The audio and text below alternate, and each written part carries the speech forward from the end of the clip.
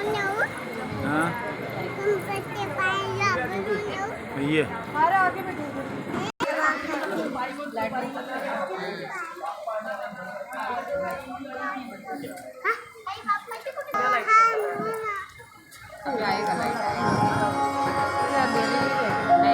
वक्रतुंड महाकाय सूर्यकोटि समप्रभा निर्विघ्नं कुरु मे देवा सर्वकार्येषु सर्वदा। स्वागतम सुस्वागतम. डवळे नगर सार्वजनिक श्री गणेशोत्सव मंडळ समस्त गणेश भक्तांचं सहर्ष स्वागत करीत आहोत. सादर करीत आहोत मराठी मराठा आणि महाराष्ट्र. बहु असृत सुंदर संपन्न के प्रियांचा एक महाराष्ट्र देश प्रियांचा एक महाराष्ट्र देश. महाराष्ट्र संत महंतांची, विचारवंतांची, समाज सुधारकांची आणि बुद्धिमंतांची कर्मभूमी. कित्येक नररत्न ज्या मातीने दिले तो हा महाराष्ट्र. राजकारण, समाजकारण, विज्ञान, साहित्य, संस्कृती आणि क्रीडा अशा प्रत्येक क्षेत्रात महाराष्ट्राला आणि देशाला नावलौकिक करून देण्यासाठी मराठी माणूस सदैव अग्रेसर राहिला. पण याच महाराष्ट्राच्या राजधानीत मराठी माणसाला अपमानित का व्हावं लागतं? मिस्टर मराठे, तुमचे ते कामगार असते ते सगळे मराठी असते आणि तुम्ही मराठी लोक गणपतीला, दिवाळीला, होळीला 15 डेज दांडी मारते. रोज संध्याकाळी 5 o'clock तुमचा घरी जायची घाई करते. आणि मिस्टर मराठे, अहो एवढ्या मोठ्या लेवलचा बिझनेस करायला तुम्हाला जमणार नाही हो. तुम्ही एक काम करा, तुमची जे कंपनी असते ते आम्हाला विकून टाका आणि जे पैसे भेटेल त्यात बदलापूर, वांगणी, कर्जत, कसारा तिकडे जाऊन त्यात रूम घ्या आणि उरलेले पैसे बँकेत टाकून व्याज खा. बसून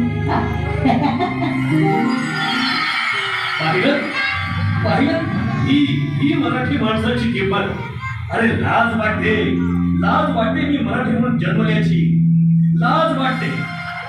अरे फुटक्या कवडीची किंमत नसणारी मराठी माणूस अटके फार झेंडे लावले ते फाटून आता दांडके उभे दांडके आमच्या टुंगणार वापरले जात आहेत. हे मराठी माणूस म्हणजे खेकडे, गांडूळ. आणि पण मासळी बाजारात खेकड्याला किंमत, गांडूळ खतावर सुद्धा मागणी आहे. पण मराठी माणसाला शून्य किंमत. मुंबईत मराठी माणूस म्हणजे डाऊन मार्केट. मराठी भाषा बोलणारा अशिक्षित, गावढळ, इंग्रजी पाडणारा सुशिक्षित मानला जातो. मराठी माणूस मुंबईमध्ये राहू शकत नाही. ही जागा तुमची नाही, हा घास तुमचा नाही. ही तुमची आणि आमची ऐकत.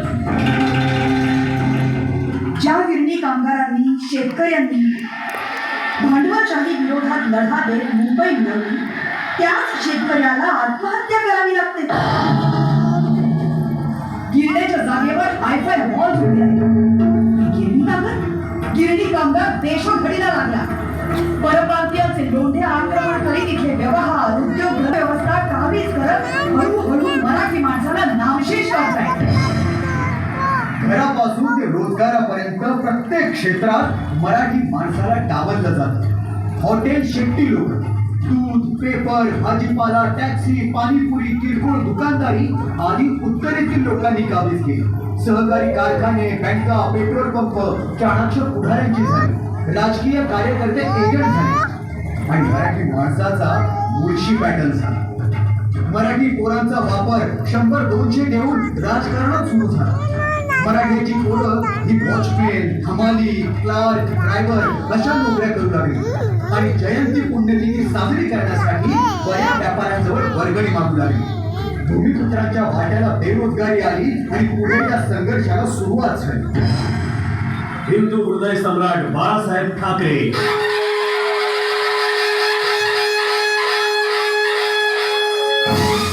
यांच्या नेतृत्वाखाली लाखो मराठी तरुण रस्त्यावर उतरले.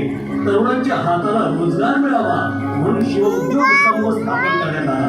या शिवगडा पाव योजनेअंतर्गत लाखो मराठी तरुणांना रोजगार उपलब्ध झाला आणि मराठी माणूस सुद्धा व्यवसाय करू शकतो हे सिद्ध झाले.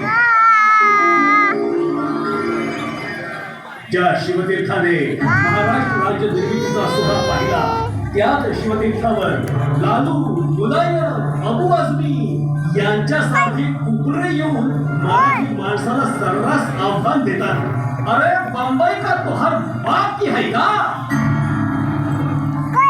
हो, अरे जाऊन सांगा त्यांना मुंबई आमच्याच बापाची आहे. मुंबई ही मराठी माणसाच्या बापाची आहे. कारण ज्यांनी आपले रक्त सांडून प्राणांची आहुती दिली ते 106 वीर हुतात्मे मराठी होते. या हुतात्म्यांच्या विचारांचे बलिदान मातीत व्यर्थ जाता कामा नये. तिकडे बघ नाईट लागते नाईट. मराठी पाऊल पडते पुढे, मराठी पाऊल पडते पुढे.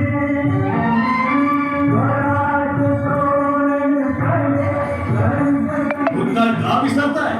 मुठभर मावळे घेऊन औरंगजेबाच्या अफाट साम्राज्याला बघ, तलवार कशी हलायली बघ. छत्रपती शिवाजी तलवार महाराज हलायली. मराठी होते. श्रीकृष्णाने सांगितलेली गीता सर्वसामान्यांपर्यंत पोहोचवणारे श्रीसंत ज्ञानेश्वर मराठी होते. ब्रिटिशांविरुद्ध सशस्त्र क्रांतीचा पहिला लढा पुकारणारे वासुदेव बळवंत फडके मराठी होते. इंग्लंडला ज्यांच्या मेंदूची गरज पडावी ते लोकमान्य टिळक मराठी होते. एका उडीने फ्रान्सचं राजकारण हलवणारे स्वातंत्र्यवीर सावरकर मराठी होते. भारताची राज्यघटना लिहिणारे बुद्धी सम्राट डॉक्टर बाबासाहेब आंबेडकर मराठी होते.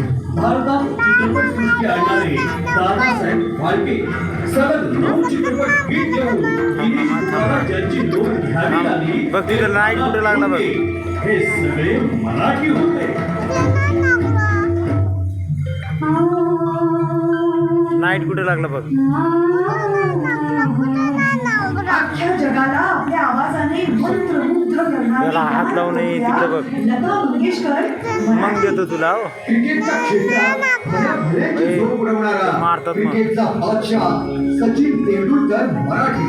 सुपरस्टार म्हणून ज्याला तुम्ही डोक्यावर घेऊन फिरवता ना, ते रजनीकांत सुद्धा मराठी आहे. गल्लीतल्या ऑफिस पासून ते गगनचुंबी इमारतीतल्या ऑफिस पर्यंत विविध जाती धर्माच्या लोकांच्या पोटाची भूक वेळ भागवणारे मुंबईचे डब्बेवाले हे सुद्धा सगळे मराठी आहेत. मराठी माणसाचे अस्तित्व टिकवण्यासाठी परप्रांतीयांचा केवळ द्वेष करण्यापेक्षा त्यांची आक्रमकता, चिकाटी, मेहनत करण्याची वृत्ती आत्मसात करून उच्च शिक्षण घेऊन आपली बुद्धी परदेशात विकण्यापेक्षा आपल्याच मातीत प्रशासकीय सेवा, corporate sector, IT sector, building construction, share market अशा विविध क्षेत्रात पाय रोवून उभे राहा. कुठलेही छोटे मोठे व्यवसाय करण्यास लाज बाळगू नका. कारण जर आज कच खाल तर उद्या मराठ्यांचे राज्य जाऊन महाराष्ट्राचा मुख्यमंत्री कोणीतरी उपराच असेल. हे विघ्नहर्त्या गणराया स्वतःची प्रगती करत असताना मराठी समाजाला बरोबर घेऊन संघटित होऊन संघर्ष करण्याची प्रबळ इच्छाशक्ती आम्हाला दे. हीच तुझ्या चरणी विनम्र प्रार्थना. मायभूमी